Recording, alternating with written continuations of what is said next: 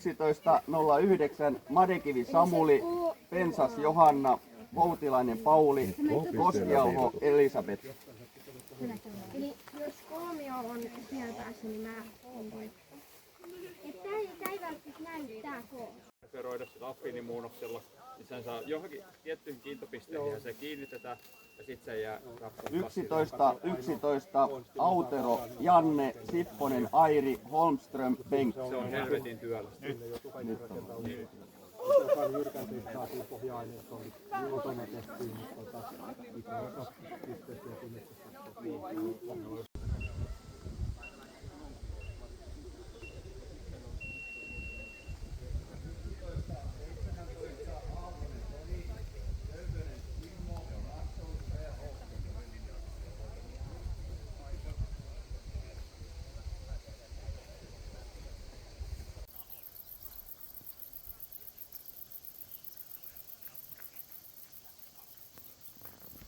Menemään katsotaan onko tuo loppusia nyt 4 tällä hetkellä sitten tuossa E12-sarjassa, katsotaan vähän tarkemmin vielä.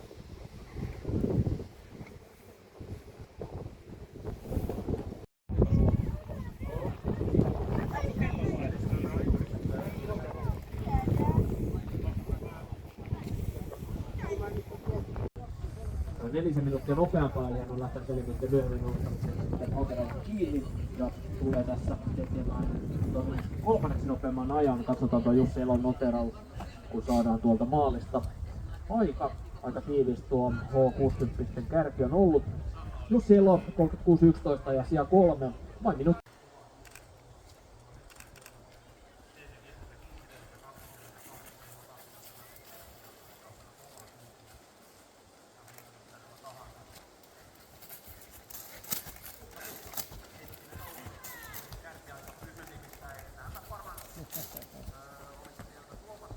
Saisi hiukan niin kuin jonottaa, kun täällä kaikki on niin saatana yhtäkkiä, että ei tietysti ottamaan kuvia.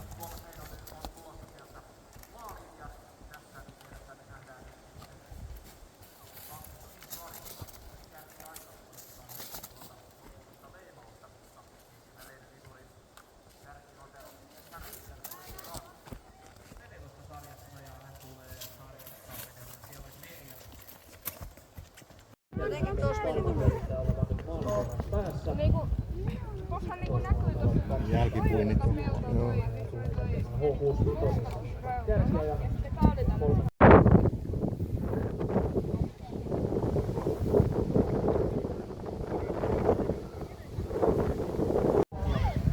Tosiaan noista WC-tilastoihin on painettu tässä 50 metriä voiman ylämäkiä. Vesisaniteettitilatkin, mutta nastareilla sitten ei ole asiaa, eli muistetaan tämän, kun meidän puolella.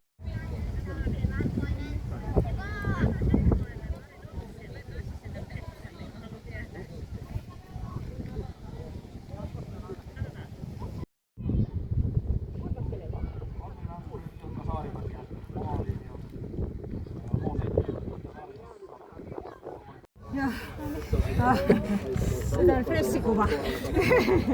Se oli tarkoitus. Heti pitää olla aluksi aina ja jutossakin vielä. Tosiaan.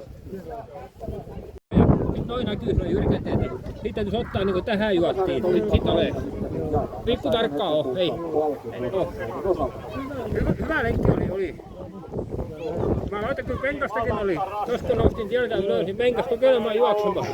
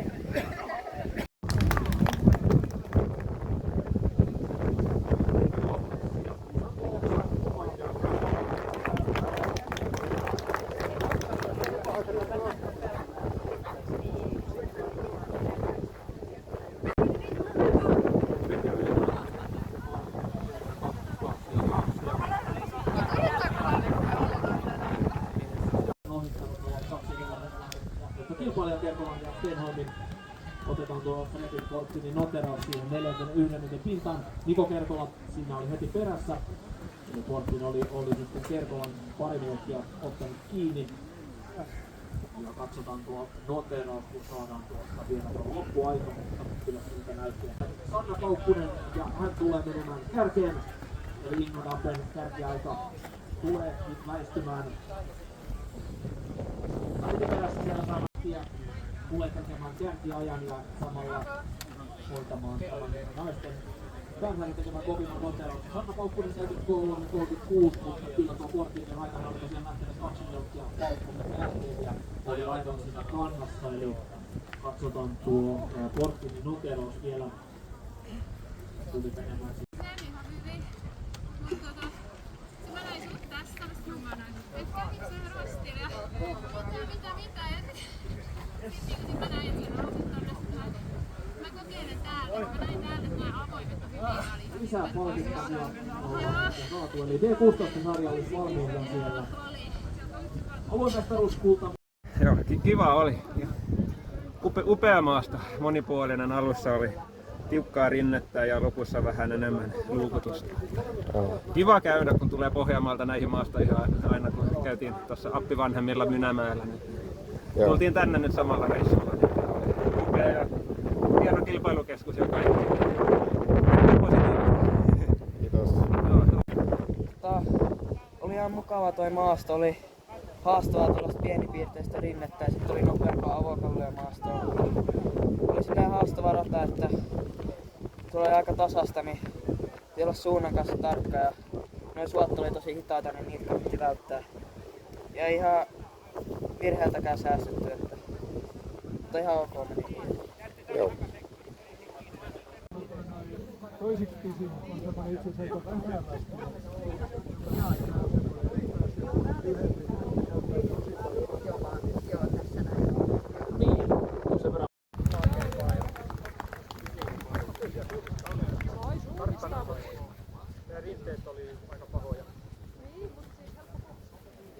Aluemestaruus hopean mitallille. Tuomo Mäkelä, Angeniemen Ankkuri.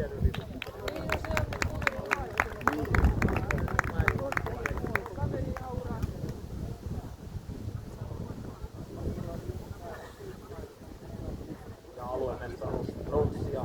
Pekka Ylikylä, Angeniemen Ankkuri.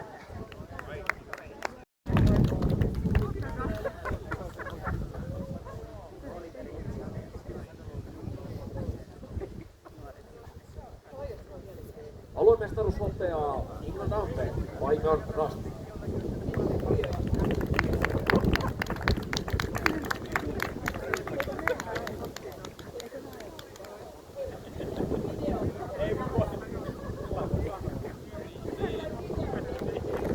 Ja aluemestaruus pronssia Alli Haavisto, Turun suunnistaja.